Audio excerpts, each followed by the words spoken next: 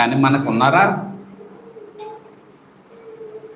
నువ్వు వస్తానేమో నీ భర్త రాదు, నీ భర్త వచ్చాడేమో నీ భార్య రాదు, ఇద్దరు వచ్చారంటే పిల్లలు. కానీ దావీదు ఏమంటున్నాడండి? దావీదు ఏమంటున్నాడు చూడండి, ఏమంటున్నాడు? నేనును నీ దాసుడినైనా నా కుటుంబం. అంటే అంటే దావీదు ఎక్కడ ఉండాలో కోరుకుంటున్నాడు? నేను ప్లస్ నా కుటుంబం.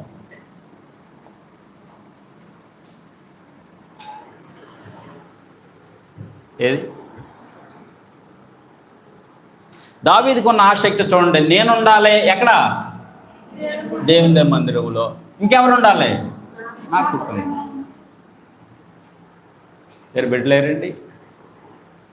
ఆలోచించండి దయచేసి. ఇది నా మాటలు కాదండి, పరిశుద్ధ గ్రంథంలో.